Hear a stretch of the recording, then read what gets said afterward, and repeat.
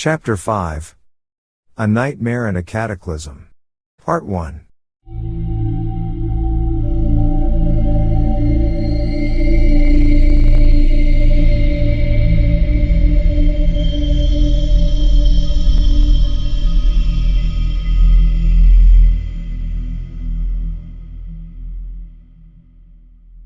And now swiftly follow that hideous experience which has left its indelible mark of fear on the soul of Marinus Bicknell Willett, and has added a decade to the visible age of one whose youth was even then far behind. Dr. Willett had conferred at length with Mr. Ward, and had come to an agreement with him on several points which both felt the alienists would ridicule. There was, they conceded, a terrible movement alive in the world, whose direct connection with the necromancy even older than the Salem witchcraft could not be doubted. That at least 2 living men, and one other of whom they dared not think, were in absolute possession of minds or personalities which had functioned as early as 1690 or before was likewise almost unassailably proved even in the face of all known natural laws. What these horrible creatures, and Charles Ward as well, were doing or trying to do seemed fairly clear from their letters and from every bit of light both old and new which had filtered in upon the case. They were robbing the tombs of all the ages, including those of the world's wisest and greatest men, in the hope of recovering from the bygone ashes some vestige of the consciousness and lore which had once animated and informed them. A hideous traffic was going on among these nightmare ghouls, whereby illustrious bones were bartered with the calm calculativeness of schoolboys swapping books, and from what was extorted from this century dust there was anticipated a power and a wisdom beyond anything which the cosmos had ever seen concentrated in one man or group.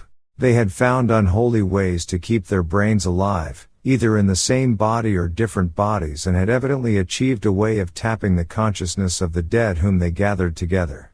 There had, it seems, been some truth in chimerical old Borellus when he wrote of preparing from even the most antique remains certain essential salts, from which the shade of a long-dead living thing might be raised up. There was a formula for evoking such a shade, and another for putting it down, and it had now been so perfected that it could be taught successfully. One must be careful about evocations, for the markers of old graves are not always accurate. Willett and Mr. Ward shivered as they passed from conclusion to conclusion. Things, presences or voices of some sort, could be drawn down from unknown places as well as from the grave, and in this process also one must be careful. Joseph Curwen had indubitably evoked many forbidden things, and as for Charles, what might one think of him? What forces, outside the spheres, had reached him from Joseph Curwen's day and turned his mind on forgotten things? He had been led to find certain directions, and he had used them. He had talked with the man of horror in Prague and stayed long with the creature in the mountains of Transylvania. And he must have found the grave of Joseph Curwen at last. That newspaper item and what his mother had heard in the night were too significant to overlook. Then he had summoned something, and it must have come. That mighty voice aloft on Good Friday, and those different tones in the locked attic laboratory. What were they like, with their depth and hollowness? Was there not here some awful foreshadowing of the dreaded stranger Dr. Allen with his spectral bass? Yes, that was what Mr. Ward had felt with vague horror in his single talk with the man, if man it were, over the telephone. What hellish consciousness or voice, what morbid shade or presence, had come to answer Charles Ward's secret rites behind that locked door? Those voices heard an argument. Must have it read for 3 months. Good God! Was not that just before the vampirism broke out? The rifling of Ezra Whedon's ancient grave, and the cries later at Pawtuxet, whose mind had planned the vengeance and rediscovered the shunned seat of elder blasphemies. And then the bungalow and the bearded stranger, and the gossip, and the fear. The final madness of Charles neither father nor doctor could attempt to explain. But they did feel sure that the mind of Joseph Curwen had come to earth again and was following its ancient morbidities. Was demoniac possession in truth a possibility? Allen had something to do with it, and the detectives must find out more about one whose existence menaced the young man's life. In the meantime, since the existence of some vast crypt beneath the bungalow seemed virtually beyond dispute, some effort must be made to find it. Willett and Mr. Ward, conscious of the skeptical attitude of the alienists, resolved during their final conference to undertake a joint secret exploration of unparalleled thoroughness and agreed to meet at the bungalow on the following morning with valises and with certain tools and accessories suited to architectural search and underground exploration. The morning of April 6 dawned clear, and both explorers were at the bungalow by 10 o'clock. Mr. Ward had the key, and an entry and cursory survey were made. From the disordered condition of Dr. Allen's room, it was obvious that the detectives had been there before, and the later searchers hoped that they had found some clue which might prove of value. Of course the main business lay in the cellar, so thither they descended without much delay, again making the circuit which each had vainly made before in the presence of the mad young owner. For a time everything seemed baffling, each inch of the earthen floor and stone walls having so solid and innocuous an aspect that the thought of a yawning aperture was scarcely to be entertained. Willett reflected that since the original cellar was dug without knowledge of any catacombs beneath, the beginning of the passage would represent the strictly modern delving of young Ward and his associates, where they had probed for the ancient vaults whose rumor could have reached them by no wholesome means. The doctor tried to put himself in Charles's place to see how a delver would be likely to start, but could not gain much inspiration from this method. Then he decided on elimination as a policy, and went carefully over the whole subterranean surface, both vertical and horizontal, trying to account for every inch separately. He was soon substantially narrowed down, and at last had nothing left but the small platform before the washtubs, which he had tried once before in vain. Now experimenting in every possible way, and exerting a double strength, he finally found that the top did indeed turn and slide horizontally on a corner pivot.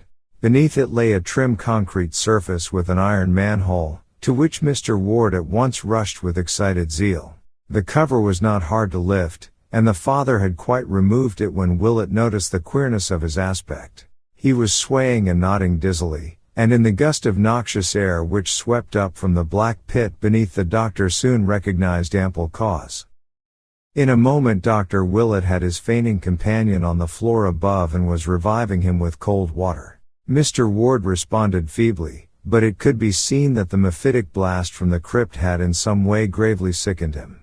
Wishing to take no chances, Willett hastened out to Broad Street for a taxicab and had soon dispatched the sufferer home despite his weak-voiced protests, after which he produced an electric torch, covered his nostrils with a band of sterile gauze, and descended once more to peer into the new-found depths. The foul air had now slightly abated, and Willett was able to send a beam of light down the Stygian hole. For about 10 feet, he saw, it was a sheer cylindrical drop with concrete walls and an iron ladder, after which the hole appeared to strike a flight of old stone steps which must originally have emerged to earth somewhat southwest of the present building.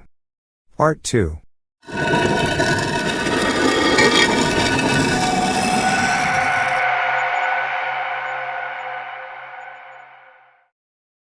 Willett freely admits that for a moment the memory of the old Curwen legends kept him from climbing down alone into that malodorous gulf. He could not help thinking of what Luke Fenner had reported on that last monstrous night. Then duty asserted itself and he made the plunge, carrying a great valise for the removal of whatever papers might prove of supreme importance. Slowly, as befitted one of his years, he descended the ladder and reached the slimy steps below. This was ancient masonry, his torch told him, and upon the dripping walls he saw the unwholesome moss of centuries. Down, down, ran the steps, not spirally, but in 3 abrupt turns, and with such narrowness that 2 men could have passed only with difficulty. He had counted about 30 when a sound reached him very faintly, and after that he did not feel disposed to count any more.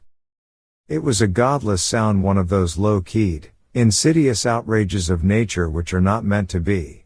To call it a dull wail, a doom-dragged whine, or a hopeless howl of chorused anguish and stricken flesh without mind would be to miss its most quintessential loathsomeness and soul-sickening overtones. Was it for this that Ward had seemed to listen on that day he was removed? It was the most shocking thing that Willett had ever heard, and it continued from no determinate point as the doctor reached the bottom of the steps and cast his torchlight around on lofty corridor walls surmounted by cyclopean vaulting and pierced by numberless black archways.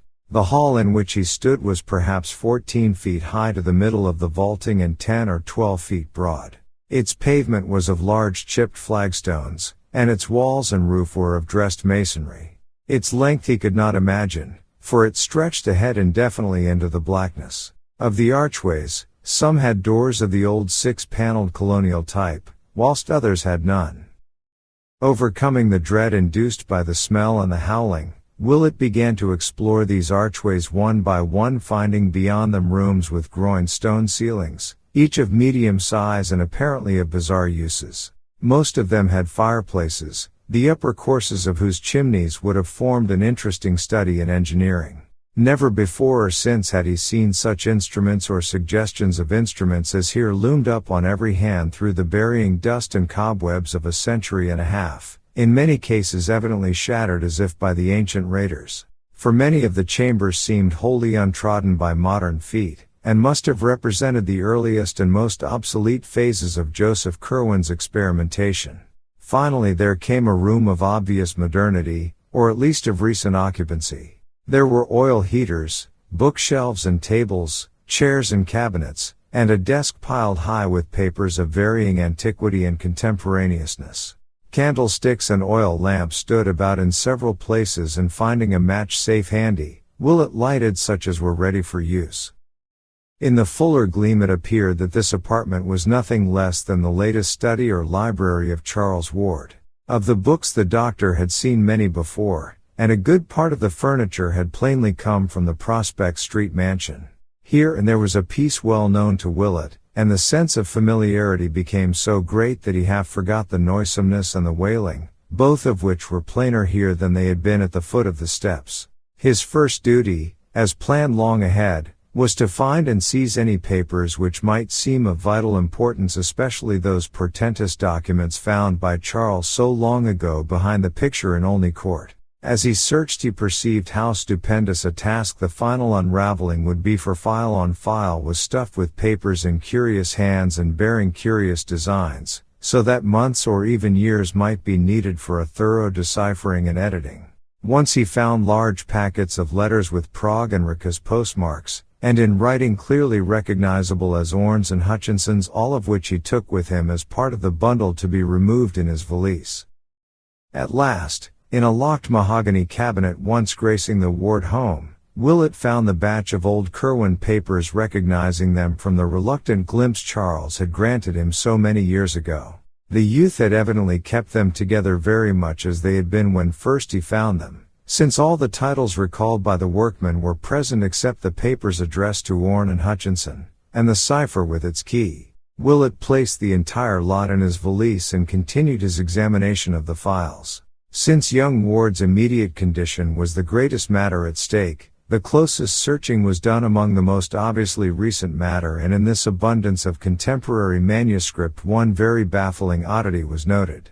The oddity was the slight amount in Charles's normal writing, which indeed included nothing more recent than 2 months before. On the other hand, there were literally reams of symbols and formulae, historical notes and philosophical comment, in a crabbed penmanship absolutely identical with the ancient script of Joseph Curwen, though of undeniably modern dating. Plainly, a part of the latter-day program had been a sedulous imitation of the old wizard's writing, which Charles seemed to have carried to a marvelous state of perfection. Of any third hand which might have been Allen's there was not a trace. If he had indeed come to be the leader, he must have forced young Ward to act as his amanuensis. In this new material one mystic formula, or rather pair of formulae, recurred so often that Willett had it by heart before he had half finished his quest. It consisted of 2 parallel columns, the left-hand one surmounted by the archaic symbol called Dragon's Head, and used in almanacs to indicate the ascending node, and the right-hand one headed by a corresponding sign of Dragon's Tail, or descending node. The appearance of the whole was something like this: and almost unconsciously the doctor realized that the second half was no more than the first, written syllabically backward with the exception of the final monosyllables and of the odd name Yog-Sothoth, which he had come to recognize under various spellings from other things he had seen in connection with this horrible matter. The formulae were as follows. Exactly so, as Willett is abundantly able to testify. And the first one struck an odd note of uncomfortable latent memory in his brain, which he recognized later when reviewing the events of that horrible Good Friday of the previous year. Yai Inga Yog-Sothoth He Uljeb Fai Throdog Wa Ogthrod if Gebel Eeh Yog-Sothoth Ngaing Ai Zro. So haunting were these formulae, and so frequently did he come upon them, that before the doctor knew it he was repeating them under his breath. Eventually, however, he felt he had secured all the papers he could digest to advantage for the present, hence resolved to examine no more till he could bring the skeptical alienists en masse for an ampler and more systematic raid. He had still to find the hidden laboratory, so leaving his valise in the lighted room he emerged again into the black noisome corridor whose vaulting echoed ceaselessly with that dull and hideous whine. The next few rooms he tried were all abandoned, or filled only with crumbling boxes and ominous-looking leaden coffins, but impressed him deeply with the magnitude of Joseph Curwen's original operations. He thought of the slaves and seamen who had disappeared, of the graves which had been violated in every part of the world, and of what that final raiding party must have seen, and then he decided it was better not to think any more. Once a great stone staircase mounted at his right, and he deduced that this must have reached to one of the Curwen outbuildings. Perhaps the famous stone edifice with the high slit-like windows, provided the steps he had descended had led from the steep-roofed farmhouse. Suddenly the walls seemed to fall away ahead, and the stench and the wailing grew stronger. Willett saw that he had come upon a vast open space, so great that his torchlight would not carry across it, and as he advanced he encountered occasional stout pillars supporting the arches of the roof. After a time he reached a circle of pillars grouped like the monoliths of Stonehenge, with a large carved altar on a base of 3 steps in the center, and so curious were the carvings on that altar that he approached to study them with his electric light. But when he saw what they were he shrank away shuddering, and did not stop to investigate the dark stains which discolored the upper surface and had spread down the sides in occasional thin lines. Instead, he found the distant wall and traced it as it swept round in a gigantic circle perforated by occasional black doorways and indented by a myriad of shallow cells with iron gratings and wrist and ankle bonds on chains fastened to the stone of the concave rear masonry. These cells were empty, but still the horrible odor and the dismal moaning continued, more insistent now than ever, and seemingly varied at times by a sort of slippery thumping. Part 3.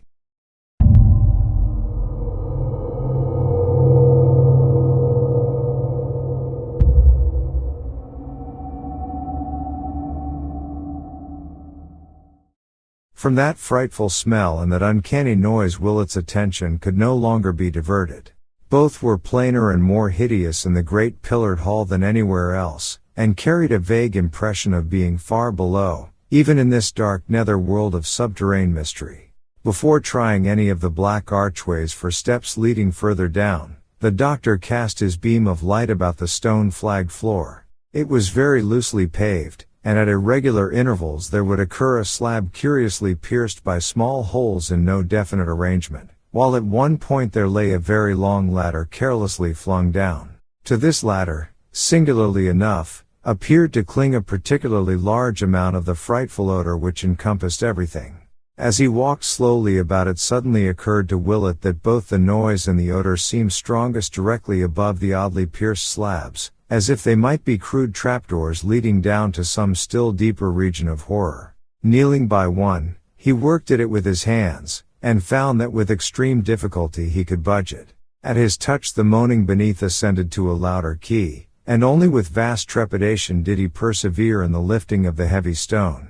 A stench unnameable now rose up from below, and the doctor's head reeled dizzily as he laid back the slab and turned his torch upon the exposed square yard of gaping blackness. If he had expected a flight of steps to some wide gulf of ultimate abomination, Willett was destined to be disappointed, for amidst that fetor and cracked whining he discerned only the brick-faced top of a cylindrical well perhaps 1.5 yards in diameter and devoid of any ladder or other means of descent. As the light shone down, the wailing changed suddenly to a series of horrible yelps, in conjunction with which there came again that sound of blind, futile scrambling and slippery thumping. The explorer trembled, unwilling even to imagine what noxious thing might be lurking in that abyss, but in a moment mustered up the courage to peer over the rough-hewn brink, lying at full length and holding the torch downward at arm's length to see what might lie below.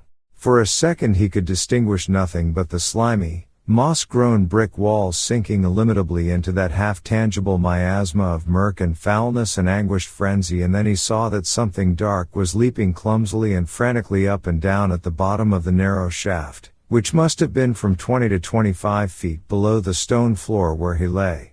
The torch shook in his hand, but he looked again to see what manner of living creature might be immured there in the darkness of that unnatural well, left starving by young Ward through all the long months since the doctors had taken him away, and clearly only one of a vast number prisoned in the kindred wells whose pierced stone covers so thickly studded in the floor of the great vaulted cavern. Whatever the things were, they could not lie down in their cramped spaces, but must have crouched and whined and waited and feebly leapt all those hideous weeks since their master had abandoned them unheeded. But Marinus Bicknell Willett was sorry that he looked again, for surgeon and veteran of the dissecting room though he was, he has not been the same since. It is hard to explain just how a single sight of a tangible object with measurable dimensions could so shake and change a man, and we may only say that there is about certain outlines and entities a power of symbolism and suggestion which acts frightfully on a sensitive thinker's perspective and whispers terrible hints of obscure cosmic relationships and unnameable realities behind the protective illusions of common vision. In that second look Willett saw such an outline or entity, for during the next few instants he was undoubtedly as stark mad as any inmate of Dr. Waite's private hospital. He dropped the electric torch from a hand drained of muscular power or nervous coordination, nor heeded the sound of crunching teeth which told of its fate at the bottom of the pit. He screamed and screamed and screamed in a voice whose falsetto panic no acquaintance of his would ever have recognized, and though he could not rise to his feet he crawled and rolled desperately away over the damp pavement where dozens of Tartarian wells poured forth their exhausted whining and yelping to answer his own insane cries. He tore his hands on the rough, loose stones, and many times bruised his head against the frequent pillars, but still he kept on. Then at last he slowly came to himself in the utter blackness and stench, and stopped his ears against the droning wail into which the burst of yelping had subsided.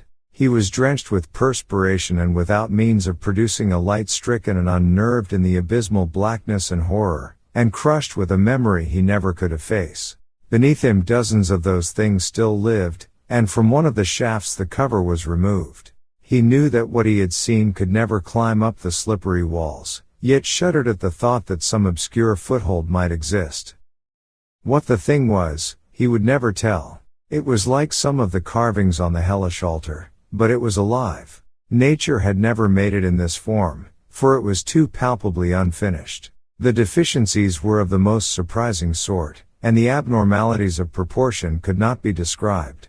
Willett consents only to say that this type of thing must have represented entities which Ward called up from imperfect salts, and which he kept for servile or ritualistic purposes. If it had not had a certain significance, its image would not have been carved on that damnable stone. It was not the worst thing depicted on that stone.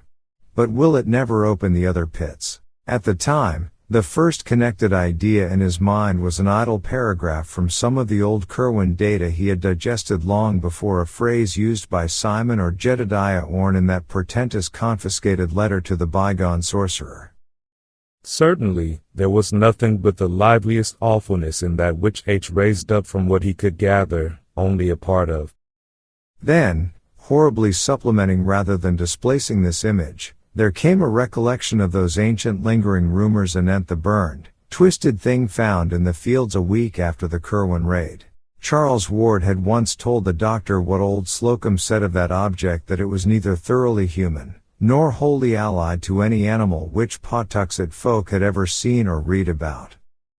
These words hummed in the doctor's mind as he rocked to and fro, squatting on the nitrous stone floor. He tried to drive them out, and repeated the Lord's Prayer to himself, eventually trailing off into a mnemonic hodgepodge like the modernistic wasteland of Mr. T.S. Eliot, and finally reverting to the oft-repeated dual formula he had lately found in Ward's underground library.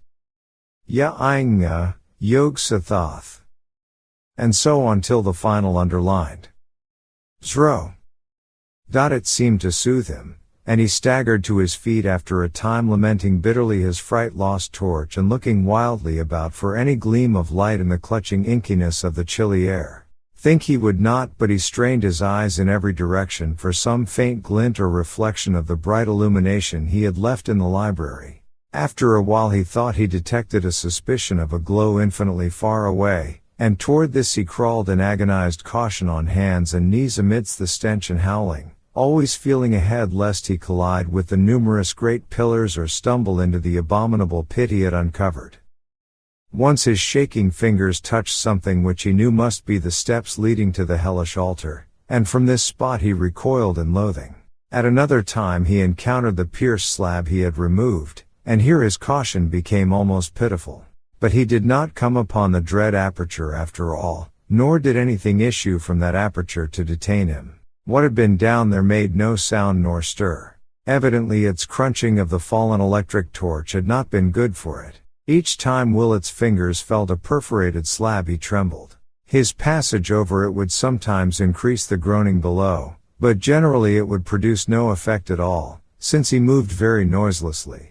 Several times during his progress the glow ahead diminished perceptibly, and he realized that the various candles and lamps he had left must be expiring one by one. The thought of being lost in utter darkness without matches amidst this underground world of nightmare labyrinths impelled him to rise to his feet and run, which he could safely do now that he had passed the open pit, for he knew that once the light failed, his only hope of rescue and survival would lie in whatever relief party Mr. Ward might send after missing him for a sufficient period. Presently, however, he emerged from the open space into the narrower corridor and definitely located the glow as coming from a door on his right. In a moment he had reached it and was standing once more in young Ward's secret library, trembling with relief, and watching the sputterings of that last lamp which had brought him to safety. Part 4.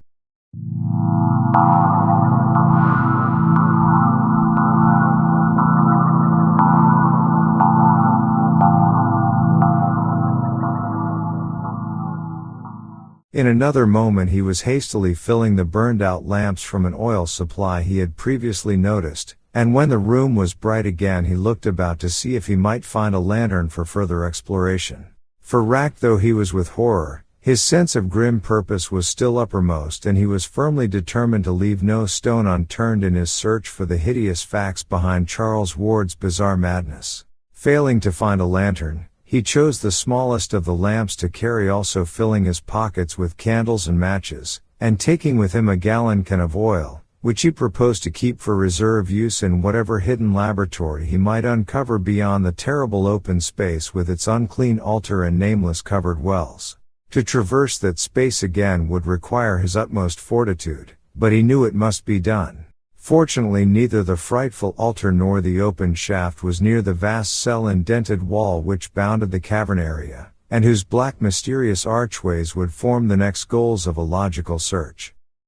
So Willett went back to that great pillared hall of stench and anguished howling, turning down his lamp to avoid any distant glimpse of the hellish altar, or of the uncovered pit with the pierced stone slab beside it.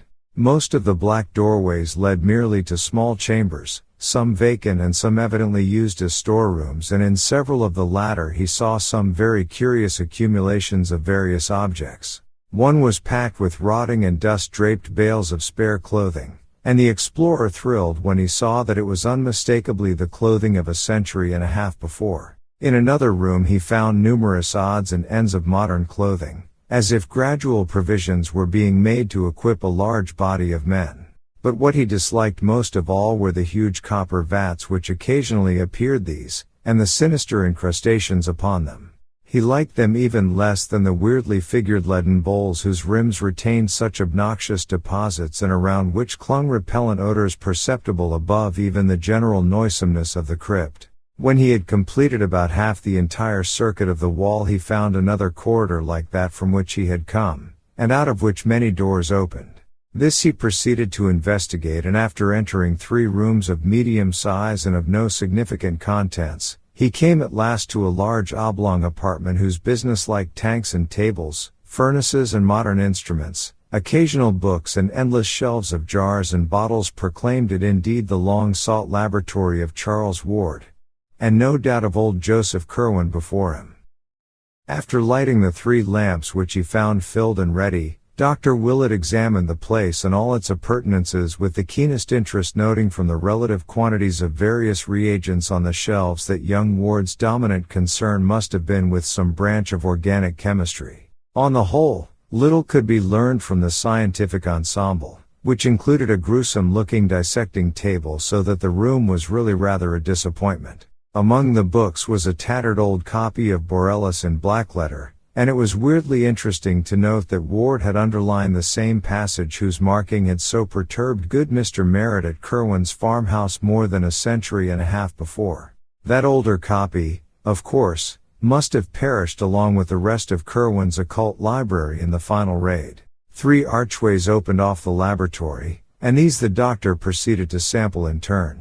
From his cursory survey he saw that 2 led merely to small storerooms, but these he canvassed with care, remarking the piles of coffins in various stages of damage and shuddering violently at 2 or 3 of the few coffin plates he could decipher. There was much clothing also stored in these rooms, and several new and tightly nailed boxes which he did not stop to investigate.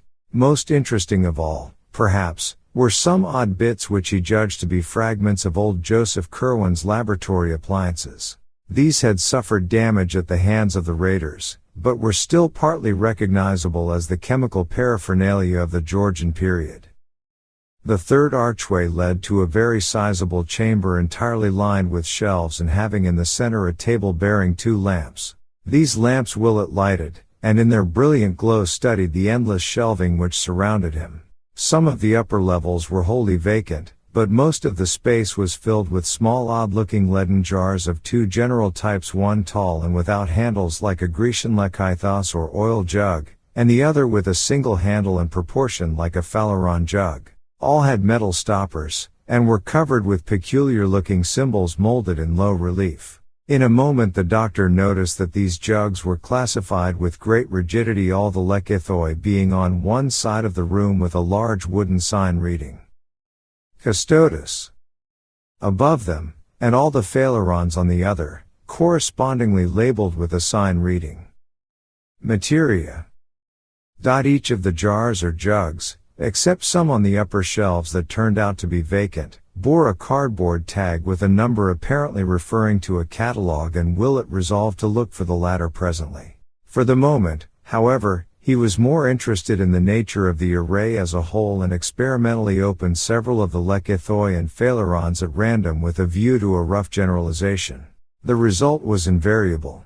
Both types of jar contained a small quantity of a single kind of substance, a fine dusty powder of very light weight and of many shades of dull, neutral color. To the colors which formed the only point of variation there was no apparent method of disposal and no distinction between what occurred in the lekithoi and what occurred in the phalerons. A bluish-gray powder might be by the side of a pinkish-white one, and any one in a phaleron might have its exact counterpart in a lekithos. The most individual feature about the powders was their non-adhesiveness. Willett would pour one into his hand, and upon returning it to its jug would find that no residue whatever remained on its palm. The meaning of the 2 signs puzzled him, and he wondered why this battery of chemicals was separated so radically from those in glass jars on the shelves of the laboratory proper. Custodes, materia. That was the Latin for guards and materials, respectively. And then there came a flash of memory as to where he had seen that word. Guards. Before in connection with this dreadful mystery. It was, of course, in the recent letter to Dr. Allen purporting to be from old Edward Hutchinson, and the phrase had read, "There was no need to keep the guards in shape and eating off their heads, and it made much to be found in case of trouble, as you too well know." What did this signify? But wait, was there not still another reference to guards in this matter which he had failed wholly to recall when reading the Hutchinson letter? Back in the old non-secretive days, Ward had told him of the Eleazar Smith diary recording the spying of Smith and Wheaton on the Kerwin farm, and in that dreadful chronicle there had been a mention of conversations overheard before the old wizard betook himself wholly beneath the earth. There had been, Smith and Wheaton insisted, terrible colloquies wherein figured Kerwin, certain captives of his, and the guards of those captives. Those guards, according to Hutchinson or his avatar, had eaten their heads off, so that now Dr. Allen did not keep them in shape. And if not in shape, how save as the salts? To which it appears this wizard band was engaged in reducing as many human bodies or skeletons as they could?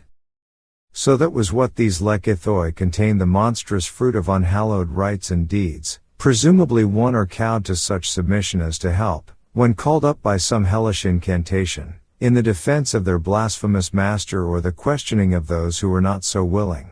Willett shuddered at the thought of what he had been pouring in and out of his hands, and for a moment felt an impulse to flee in panic from that cavern of hideous shelves with their silent and perhaps watching sentinels. Then he thought of the materia in the myriad phaleron jugs on the other side of the room. Salts too, and if not the salts of guards, then the salts of what? God. Could it be possible that here lay the mortal relics of half the Titan thinkers of all the ages, snatched by supreme ghouls from crypts where the world thought them safe, and subject to the beck and call of madmen who sought to drain their knowledge for some still wilder end whose ultimate effect would concern, as poor Charles had hinted in his frantic note, all civilization, all natural law, perhaps even the fate of the solar system and the universe? And Marinus Bicknell Willett had sifted their dust through his hands. Then he noticed a small door at the farther end of the room, and calmed himself enough to approach it and examine the crude sign chiseled above. It was only a symbol, but it filled him with vague spiritual dread, for a morbid, dreaming friend of his had once drawn it on paper and told him a few of the things it means in the dark abyss of sleep. It was the sign of Koth, that dreamers see fixed above the archway of a certain black tower standing alone in twilight. And Willett did not like what his friend Randolph Carter had said of its powers. But a moment later he forgot the sign as he recognized a new acrid odor in the stench-filled air. This was a chemical rather than animal smell, and came clearly from the room beyond the door. And it was, unmistakably, the same odor which had saturated Charles Ward's clothing on the day the doctors had taken him away. So it was here that the youth had been interrupted by the final summons? He was wiser than old Joseph Kerwin, for he had not resisted. Willett, boldly determined to penetrate every wonder and nightmare this nether realm might contain, seized the small lamp and crossed the threshold. A wave of nameless fright rolled out to meet him, but he yielded to no whim and deferred to no intuition. There was nothing alive here to harm him, and he would not be stayed in his piercing of the eldritch cloud which engulfed his patient. The room beyond the door was of medium size, and had no furniture save a table, a single chair, and two groups of curious machines with clamps and wheels, which Willett recognized after a moment as medieval instruments of torture. On one side of the door stood a rack of savage whips, above which were some shelves bearing empty rows of shallow pedestaled cups of lead shaped like Grecian kylikes. On the other side was the table with a powerful argon lamp, a pad and pencil, and two of the stoppered lekythoi from the shelves outside set down at irregular places as if temporarily or in haste. Willett lighted the lamp and looked carefully at the pad, to see what notes young Ward might have been jotting down when interrupted, but found nothing more intelligible than the following disjointed fragments in that crabbed Kerwin chirography, which shed no light on the case as a whole. B didn't die, escaped into walls and found a place below. Saw old V say the Sabaoth and learned the way. Raised Yog Sothoth thrice and was the next day delivered. F sought to wipe out all knowing how to raise those from outside. As the strong argon blaze lit up the entire chamber, the doctor saw that the wall opposite the door, between the two groups of torturing appliances in the corners, was covered with pegs from which hung a set of shapeless-looking robes of a rather dismal yellowish white. But far more interesting were the two vacant walls, both of which were thickly covered with mystic symbols and formulae roughly chiseled in the smooth-dressed stone. The damp floor also bore marks of carving, and with but little difficulty Willett deciphered a huge pentagram in the center, with a plain circle about 3 feet wide halfway between this and each corner. In one of these 4 circles, near where a yellowish robe had been flung carelessly down, there stood a shallow kylix of the sort found on the shelves above the whip rack, and just outside the periphery was one of the Phaleron jugs from the shelves in the other room, its tag numbered 118. This was unstoppered, and proved upon inspection to be empty, but the explorer saw with a shiver that the kylix was not. Within its shallow area, and saved from scattering only by the absence of wind in this sequestered cavern, lay a small amount of a dry, dull greenish efflorescent powder which must have belonged in the jug, and Willett almost reeled at the implications that came sweeping over him as he correlated little by little the several elements and antecedents of the scene. The whips and the instruments of torture, the dust or salts from the jug of materia, the 2 lekithoi from the custodes shelf, the robes, the formulae on the walls, the notes on the pad, the hints from letters and legends, and the 1,000 glimpses, doubts, and suppositions which had come to torment the friends and parents of Charles Ward. All these engulfed the doctor in a tidal wave of horror as he looked at that dry greenish powder outspread in the pedestaled leaden kylix on the floor. With an effort, however, Willett pulled himself together and began studying the formulae chiseled on the walls. From the stained and encrusted letters it was obvious that they were carved in Joseph Curwen's time, and their text was such as to be vaguely familiar to one who had read much Curwen material or delved extensively into the history of magic. One the doctor clearly recognized as what Mrs. Ward heard her son chanting on that ominous Good Friday a year before, and what an authority had told him was a very terrible invocation addressed to secret gods outside the normal spheres. It was not spelled here exactly as Mrs. Ward had set it down from memory, nor yet as the authority had shown it to him in the forbidden pages of Eliphas Levi.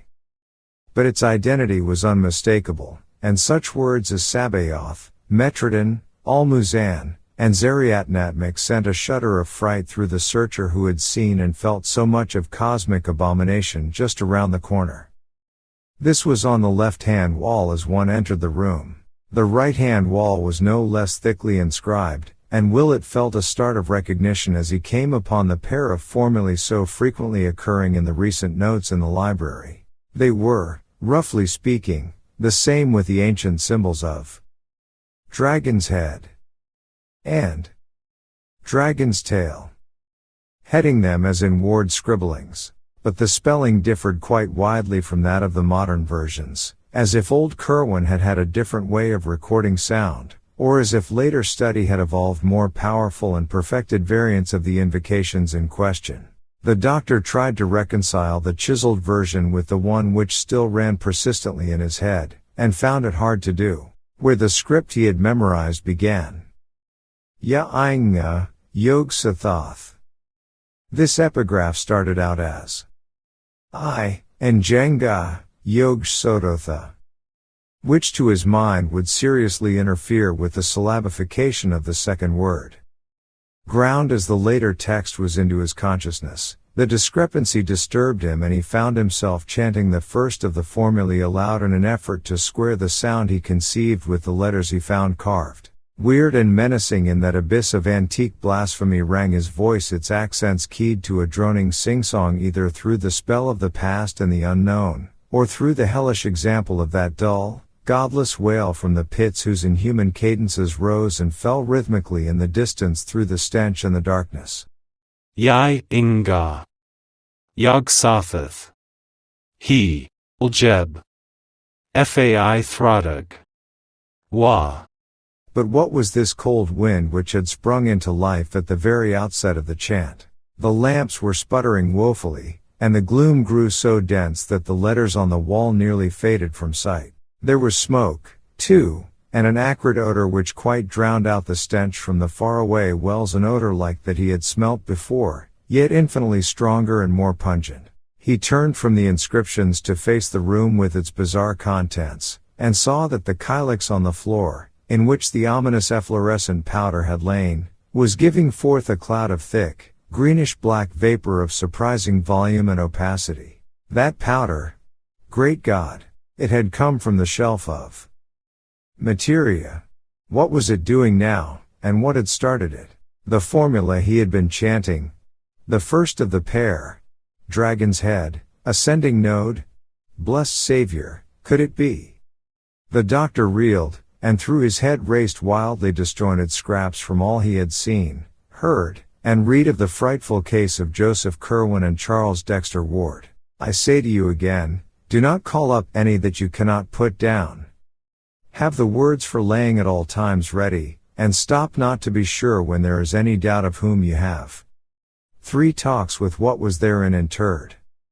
Mercy of heaven, what is that shape behind the parting smoke? Part 5.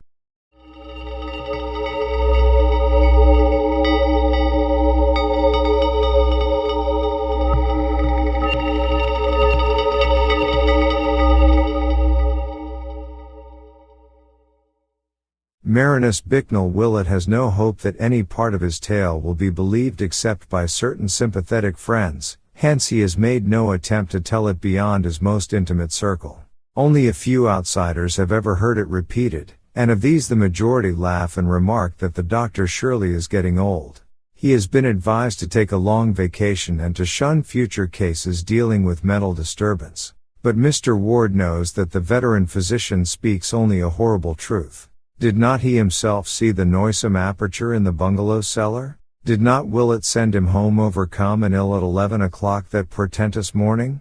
Did he not telephone the doctor in vain that evening, and again the next day, and had he not driven to the bungalow itself on that following noon, finding his friend unconscious but unharmed on one of the beds upstairs? Willett had been breathing stertorously, and opened his eyes slowly when Mr. Ward gave him some brandy fetched from the car.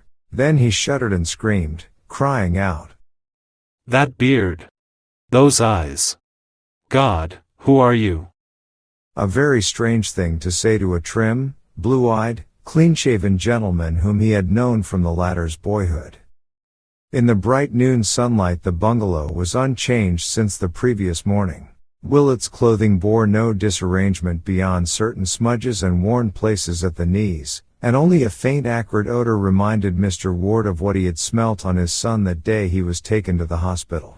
The doctor's flashlight was missing, but his valise was safely there, as empty as when he had brought it. Before indulging in any explanations, and obviously with great moral effort, Willett staggered dizzily down to the cellar and tried the fateful platform before the tubs. It was unyielding. Crossing to where he had left his yet unused tool satchel the day before, he obtained a chisel and began to pry up the stubborn planks one by one. Underneath the smooth concrete was still visible, but of any opening or perforation there was no longer a trace. Nothing yawned this time to sicken the mystified father who had followed the doctor downstairs, only the smooth concrete underneath the planks. No noisome well, no world of subterranean horrors, no secret library, no Curwen papers, no nightmare pits of stench and howling, no laboratory or shelves or chiseled formulae, no. Dr. Willett turned pale, and clutched at the younger man. Yesterday, he asked softly. Did you see it here? And smell it? And when Mr. Ward, himself transfixed with dread and wonder, found strength to nod an affirmative, the physician gave a sound half a sigh and half a gasp, and nodded in turn. Then I will tell you, he said.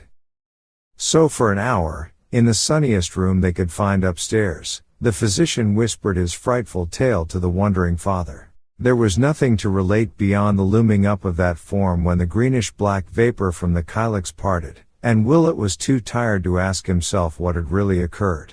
There were futile, bewildered head shakings from both men, and once Mr. Ward ventured a hushed suggestion. "Do you suppose it would be of any use to dig?"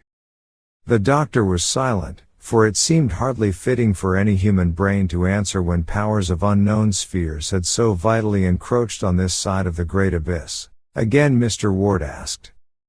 "But where did it go? It brought you here, you know, and it sealed up the hole somehow."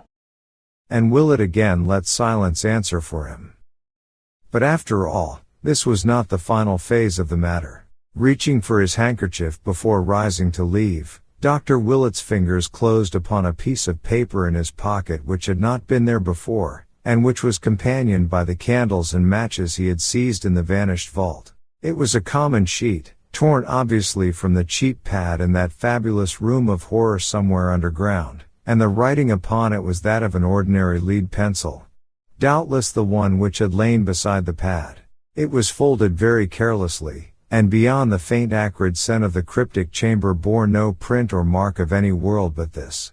But in the text itself it did indeed reek with wonder, for here was no script of any wholesome age, but the labored strokes of medieval darkness, scarcely legible to the layman who now strained over it, yet having combinations of symbols which seemed vaguely familiar. The briefly scrawled message was this, and its mystery lent purpose to the shaken pair, who forthwith walked steadily out to the Ward car and gave orders to be driven first to a quiet dining place and then to the John Hay Library on the hill. At the library it was easy to find good manuals of paleography, and over these the two men puzzled till the lights of evening shone out from the great chandelier. In the end they found what was needed. The letters were indeed no fantastic invention, but the normal script of a very dark period. They were the pointed Saxon minuscules of the 8th or 9th century AD, and brought with them memories of an uncouth time when under a fresh Christian veneer ancient faiths and ancient rites stirred stealthily, and the pale moon of Britain looked sometimes on strange deeds in the Roman ruins of Caerleon and Hexham, and by the towers along Hadrian's crumbling wall. The words were in such Latin as a barbarous age might remember. Corvinus necundus est. Cadaver aqua forti dissolvendum, nec aliquid retinendum. Te sut potes. Which may roughly be translated. Curwen must be killed. The body must be dissolved in aqua fortis, nor must anything be retained. Keep silence as best you are able. Willett and Mr. Ward were mute and baffled. They had met the unknown, and found that they lacked emotions to respond to it as they vaguely believed they ought.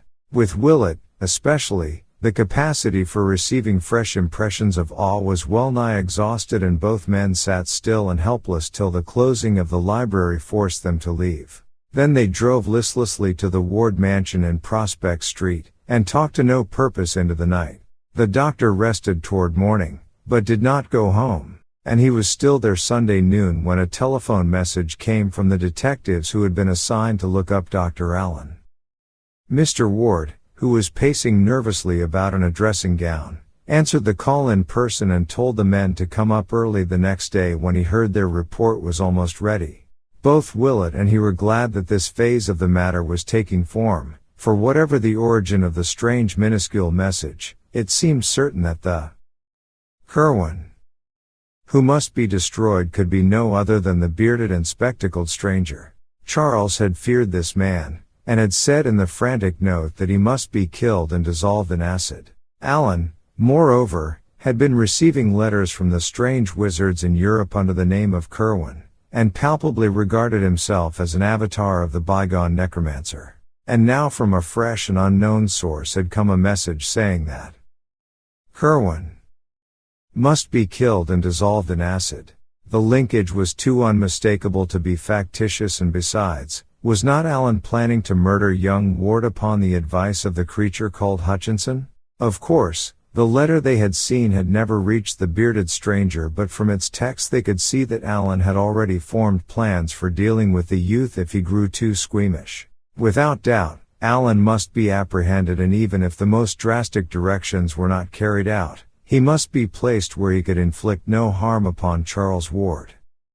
That afternoon, hoping against hope to extract some gleam of information anent the inmost mysteries from the only available one capable of giving it, the father and the doctor went down the bay and called on young Charles at the hospital. Simply and gravely Willett told him all he had found, and noticed how pale he turned as each description made certain the truth of the discovery. The physician employed as much dramatic effect as he could, and watched for a wincing on Charles's part when he approached the matter of the covered pits and the nameless hybrids within. But Ward did not wince. Willett paused, and his voice grew indignant as he spoke of how the things were starving.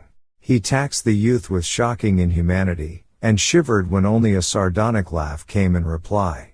For Charles, having dropped as useless his pretense that the crypt did not exist, seemed to see some ghastly jest in this affair and chuckled hoarsely at something which amused him. Then he whispered, in accents doubly terrible because of the cracked voice he used. Damn them, they do eat, but they don't need to. That's the rare part. A month, you say, without food? Sir, you be modest.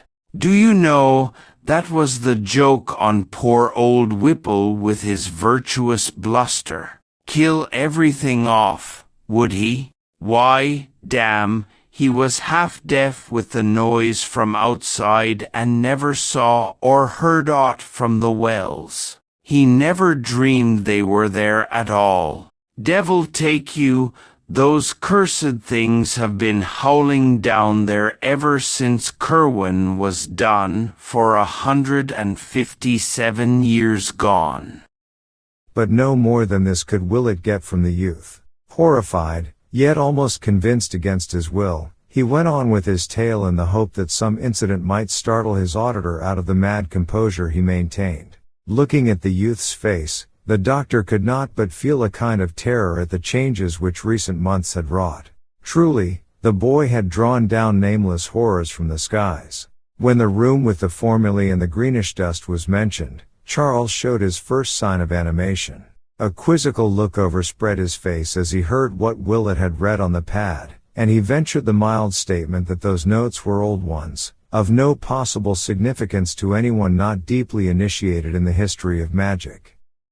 But, he added, had you but known the words to bring up that which I had out in the cup, you had not been here to tell me this. 'Twas number 118, and I conceive you would have shaken had you looked it up in my list in the other room. 'Twas never raised by me, but I meant to have it up that day you came to invite me hither. Then Willett told of the formula he had spoken and of the greenish-black smoke which had arisen, and as he did so he saw true fear dawn for the first time on Charles Ward's face. It came, and you be here alive? As Ward croaked the words his voice seemed almost to burst free of its trammels and sink to cavernous abysses of uncanny resonance. Willett, gifted with a flash of inspiration, believed he saw the situation, and wove into his reply a caution from a letter he remembered. No, 118, you say? But don't forget that stones are all changed now in 9 grounds out of 10. You are never sure till you question. And then, without warning, he drew forth the minuscule message and flashed it before the patient's eyes. He could have wished no stronger result, for Charles Ward fainted forthwith.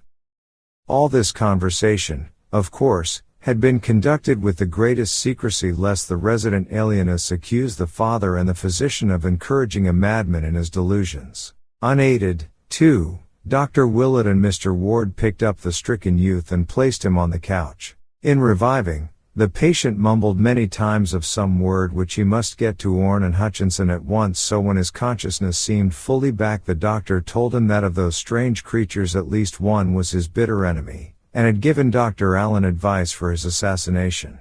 This revelation produced no visible effect, and before it was made the visitors could see that their host had already the look of a hunted man. After that he would converse no more, so Willett and the father departed presently, leaving behind a caution against the bearded Allen, to which the youth only replied that this individual was very safely taken care of, and could do no one any harm even if he wished. This was said with an almost evil chuckle, very painful to hear. They did not worry about any communications Charles might indite to that monstrous pair in Europe, since they knew that the hospital authorities seized all outgoing mail for censorship and would pass no wild or outre-looking missive. There is, however, a curious sequel to the matter of Warren and Hutchinson, if such indeed the exiled wizards were.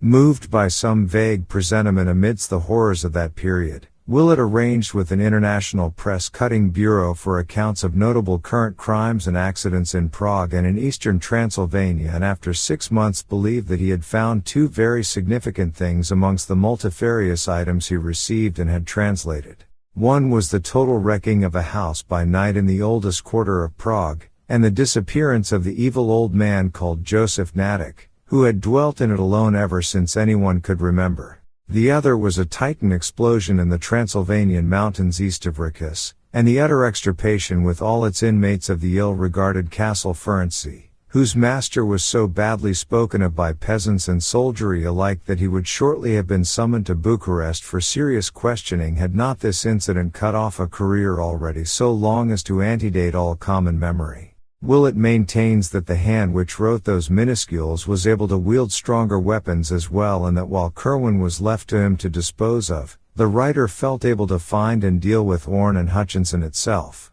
Of what their fate may have been the doctor strives sedulously not to think. Part 6.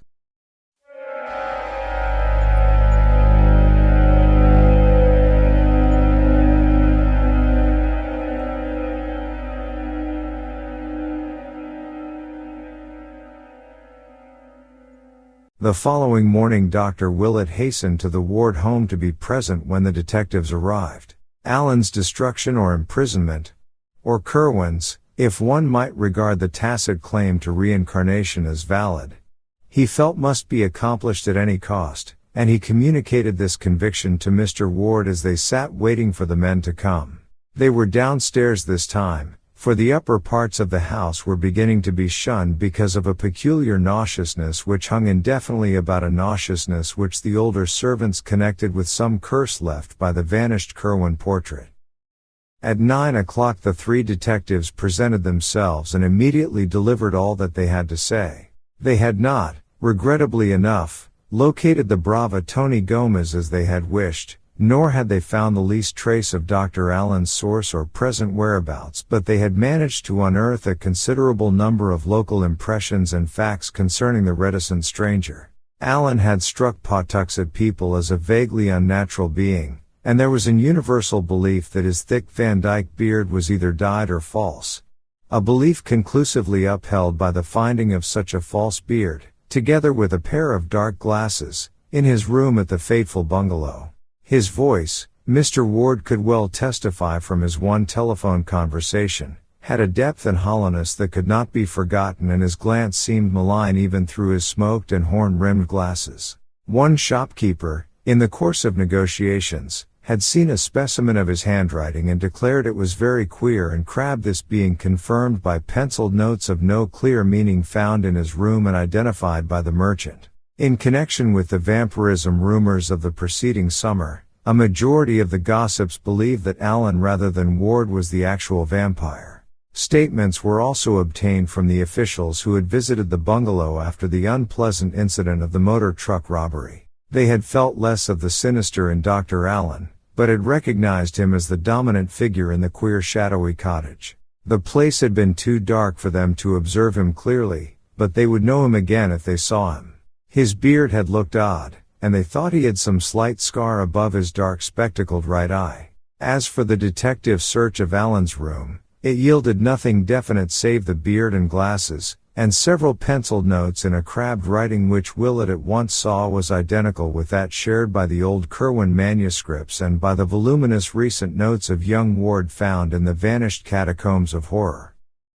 Dr. Willett and Mr. Ward caught something of a profound, subtle, and insidious cosmic fear from this data as it was gradually unfolded, and almost trembled in following up the vague, mad thought which had simultaneously reached their minds. The false beard and glasses, the crabbed Curwen penmanship, the old portrait and its tiny scar, and the altered youth in the hospital with such a scar. That deep, hollow voice on the telephone. Was it not of this that Mr. Ward was reminded when his son barked forth those pitiable tones to which he now claimed to be reduced? Who had ever seen Charles and Alan together? Yes, the officials had once, but who later on? Was it not when Alan left that Charles suddenly lost his growing fright and began to live wholly at the bungalow? Curwen, Alan, Ward. In what blasphemous and abominable fusion had 2 ages and 2 persons become involved? That damnable resemblance of the picture to Charles. Had it not used to stare, and follow the boy around the room with its eyes? Why, too, did both Alan and Charles copy Joseph Curwen's handwriting, even when alone and off guard? And then the frightful work of those people. The lost crypt of horrors that had aged the doctor overnight, the starved monsters in the noisome pits, the awful formula which had yielded such nameless results, the message in minuscules found in Willet's pocket, the papers and the letters, and all the talk of graves and salts and discoveries. Whither did everything lead? In the end Mr. Ward did the most sensible thing. Steeling himself against any realization of why he did it, he gave the detectives an article to be shown to such Pawtuxet shopkeepers as had seen the portentous Dr. Allen. That article was a photograph of his luckless son, on which he now carefully drew in ink the pair of heavy glasses and the black pointed beard which the men had brought from Allen's room. For 2 hours he waited with the doctor in the oppressive house where fear and miasma were slowly gathering as the empty panel in the upstairs library leered and leered and leered. Then the men returned.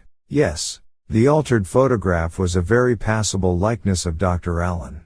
Mr. Ward turned pale, and Willett wiped a suddenly dampened brow with his handkerchief. Allen, Ward, Curwen. It was becoming too hideous for coherent thought. What had the boy called out of the void, and what had it done to him? What, really, had happened from first to last? Who was this Allen who sought to kill Charles as too squeamish? And why had his destined victim said in the postscript to that frantic letter that he must be so completely obliterated in acid? Why, too, had the minuscule message, of whose origin no one dared think, said that Curwen must be likewise obliterated? What was the change, and when had the final stage occurred? That day when his frantic note was received. He had been nervous all the morning. Then there was an alteration. He had slipped out unseen and swaggered boldly and past the men hired to guard him. That was the time, when he was out. But no. Had he not cried out in terror as he entered his study? This very room. What had he found there? Or wait. What had found him? That simulacrum which brushed boldly in without having been seen to go. Was that an alien shadow and a horror forcing itself upon a trembling figure which had never gone out at all? Had not the butler spoken of queer noises? Willett rang for the man and asked him some low-toned questions. It had, surely enough, been a bad business. There had been noises. A cry, a gasp, a choking, and a sort of clattering or creaking or thumping, or all of these. And Mr. Charles was not the same when he stalked out without a word. The butler shivered as he spoke, and sniffed at the heavy air that blew down from some open window upstairs. Terror had settled definitely upon the house, and only the business-like detectives failed to imbibe a full measure of it. Even they were restless, for this case had held vague elements in the background which pleased them not at all. Dr. Willett was thinking deeply and rapidly, and his thoughts were terrible ones. Now and then he would almost break into muttering as he ran over in his head a new, appalling, an increasingly conclusive chain of nightmare happenings. Then Mr. Ward made a sign that the conference was over, and everyone save him and the doctor left the room. It was noon now, but shadows as of coming night seemed to engulf the phantom-haunted mansion.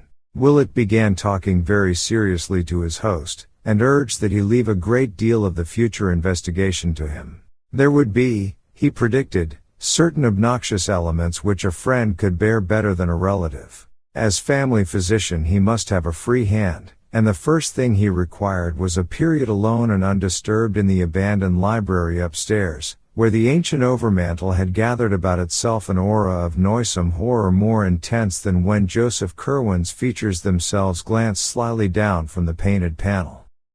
Mr. Ward, dazed by the flood of grotesque morbidities and unthinkably maddening suggestions that poured in upon him from every side, could only acquiesce, and half an hour later the doctor was locked in the shunned room with the paneling from Olney Court.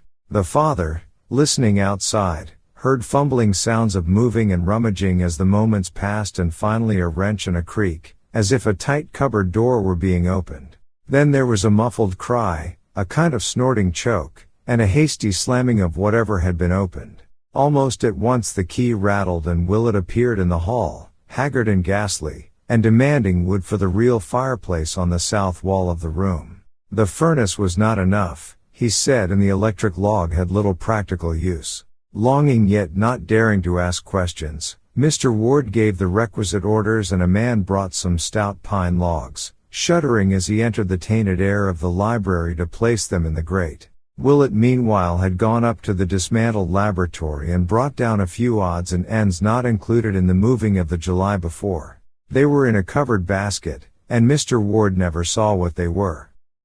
Then the doctor locked himself in the library once more, and by the clouds of smoke which rolled down past the windows from the chimney it was known that he had lighted the fire. Later, after a great rustling of newspapers, that odd wrench and creaking were heard again, followed by a thumping which none of the eavesdroppers liked. Thereafter 2 suppressed cries of Willett's were heard, and hard upon these came a swishing rustle of indefinable hatefulness.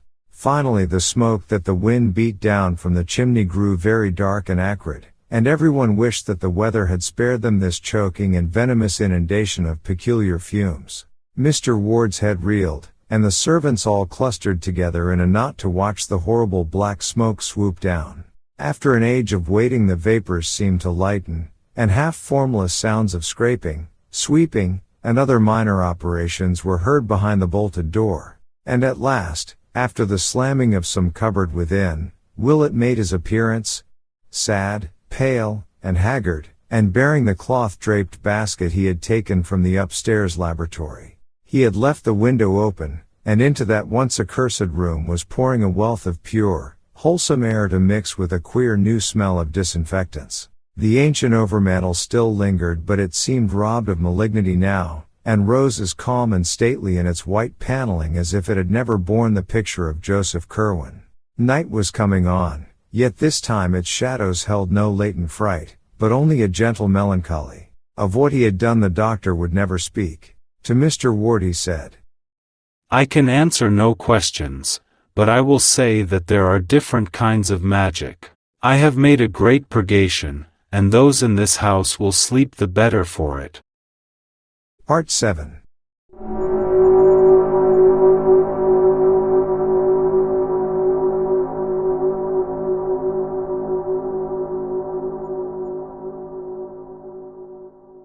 That Dr. Willett's purgation had been an ordeal almost as nerve-wracking in its way as his hideous wandering in the vanished crypt is shown by the fact that the elderly physician gave out completely as soon as he reached home that evening. For 3 days he rested constantly in his room, though servants later muttered something about having heard him after midnight on Wednesday, when the outer door softly opened and closed with phenomenal softness. Servants' imaginations, fortunately, are limited, else comment might have been excited by an item in Thursday's Evening Bulletin which ran as follows. North End ghouls active again. After a lull of 10 months since the dastardly vandalism in the Whedon lot at the North Burial Ground, a nocturnal prowler was glimpsed early this morning in the same cemetery by Robert Hart, the night watchman. Happening to glance for a moment from his shelter at about 2 a.m., Hart observed the glow of a lantern or pocket torch not far to the northwest, and upon opening the door detected the figure of a man with a trowel very plainly silhouetted against a nearby electric light. At once starting in pursuit, he saw the figure dart hurriedly toward the main entrance, gaining the street and losing himself among the shadows before approach or capture was possible. Like the first of the ghouls active during the past year, this intruder had done no real damage before detection.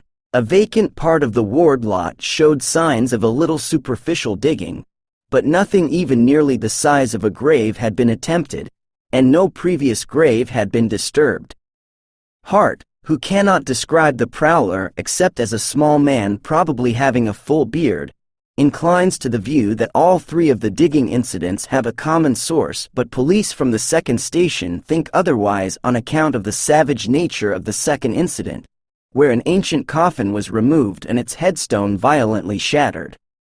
The first of the incidents, in which it is thought an attempt to bury something was frustrated, occurred a year ago last March, and has been attributed to bootleggers seeking a cache. It is possible, says Sergeant Riley, that this third affair is of similar nature. Officers at the second station are taking especial pains to capture the gang of miscreants responsible for these repeated outrages.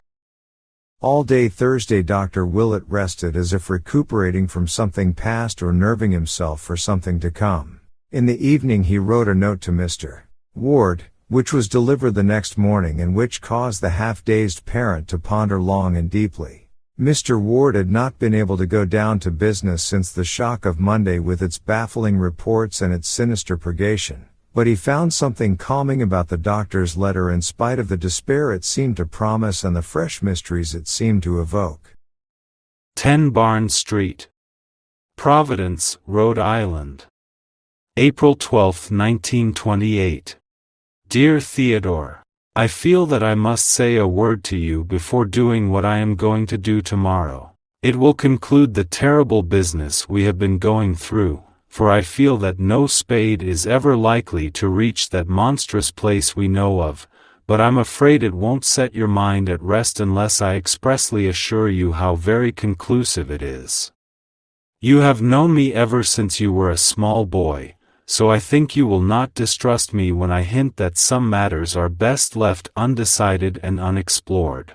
It is better that you attempt no further speculation as to Charles's case, and almost imperative that you tell his mother nothing more than she already suspects. When I call on you tomorrow Charles will have escaped. That is all which need remain in anyone's mind. He was mad, and he escaped. You can tell his mother gently and gradually about the mad part when you stop sending the typed notes in his name. I'd advise you to join her in Atlantic City and take a rest yourself. God knows you need one after this shock, as I do myself. I am going south for a while to calm down and brace up. So don't ask me any questions when I call. It may be that something will go wrong, but I'll tell you if it does. I don't think it will. There will be nothing more to worry about, for Charles will be very, very safe. He is now safer than you dream. You need hold no fears about Alan, and who or what he is. He forms as much a part of the past as Joseph Curwen's picture, and when I ring your doorbell you may feel certain that there is no such person. And what wrote that minuscule message will never trouble you or yours. But you must steel yourself to melancholy, and prepare your wife to do the same.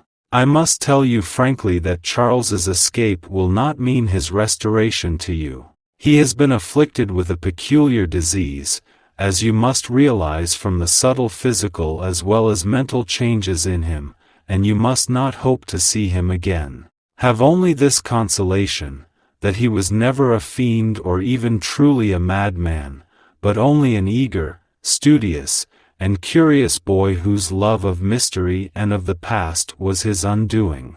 He stumbled on things no mortal ought ever to know, and reached back through the years as no one ever should reach, and something came out of those years to engulf him.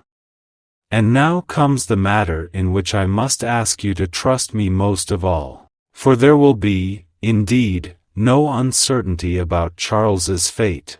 In about a year, say, you can if you wish devise a suitable account of the end, for the boy will be no more. You can put up a stone in your lot at the north burial ground exactly 10 feet west of your father's and facing the same way, and that will mark the true resting place of your son. Nor need you fear that it will mark any abnormality or changeling. The ashes in that grave will be those of your own unaltered bone and sinew, of the real Charles Dexter Ward whose mind you watched from infancy. The real Charles with the olive mark on his hip and without the black witch mark on his chest or the pit on his forehead. The Charles who never did actual evil, and who will have paid with his life for his squeamishness. That is all. Charles will have escaped, and a year from now you can put up his stone. Do not question me tomorrow. And believe that the honor of your ancient family remains untainted now, as it has been at all times in the past. With profoundest sympathy, and exhortations to fortitude, calmness, and resignation, I am ever sincerely your friend, Marinus B. Willett.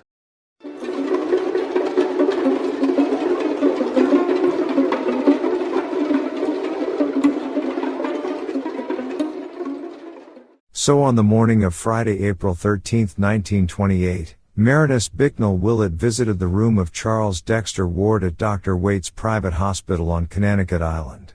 The youth, though making no attempt to evade his caller, was in a sullen mood and seemed disinclined to open the conversation which Willett obviously desired. The doctor's discovery of the crypt and his monstrous experience therein had of course created a new source of embarrassment, so that both hesitated perceptibly after the interchange of a few strained formalities. Then a new element of constraint crept in, as Ward seemed to read behind the doctor's mask-like face a terrible purpose which had never been there before. The patient quailed, conscious that since the last visit there had been a change whereby the solicitous family physician had given place to the ruthless and implacable avenger. Ward actually turned pale, and the doctor was the first to speak. More, he said, has been found out, and I must warn you fairly that a reckoning is due. Digging again, and coming upon more poor starving pets? Was the ironic reply. It was evident that the youth meant to show bravado to the last. No, Willett slowly rejoined.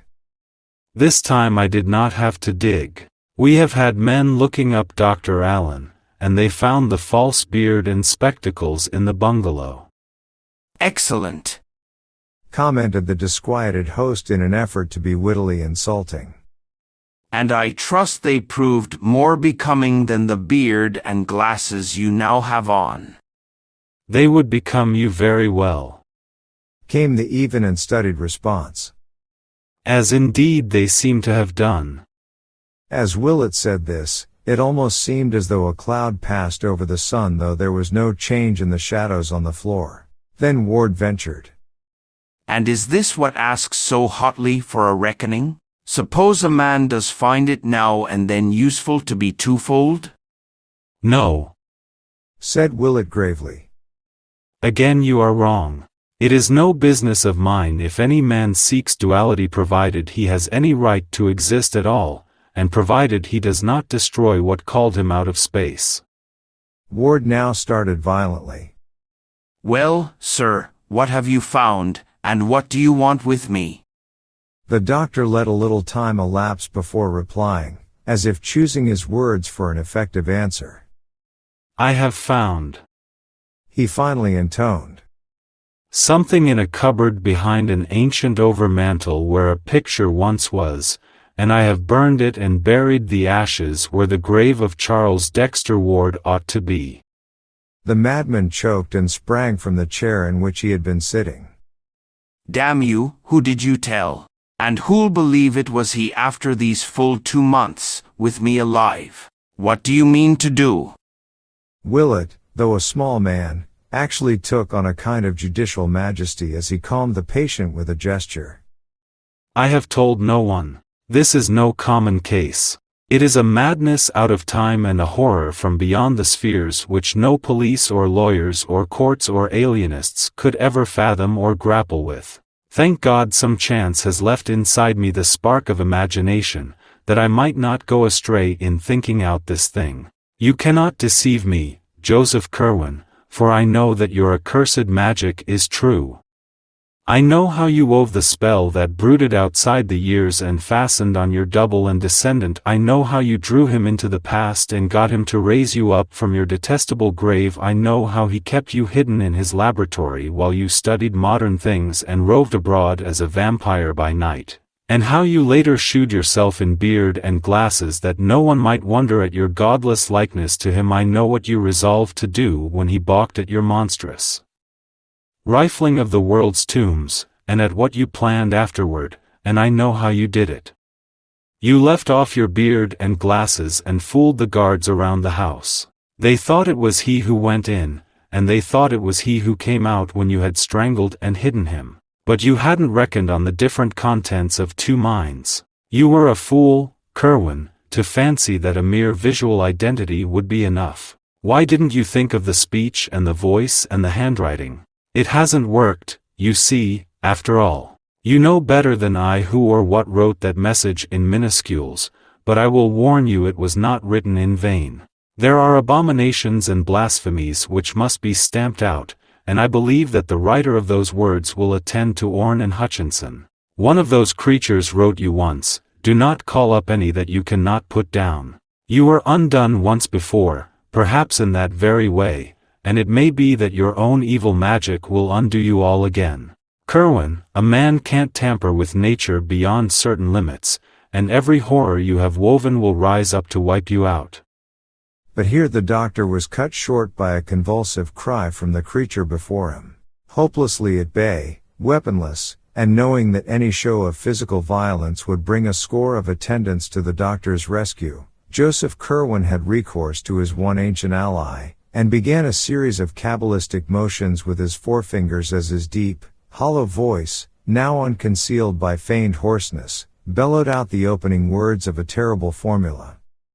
Per Adonai Elohim, Adonai Jehovah, Adonai Sabaoth, Metraton. But Willett was too quick for him.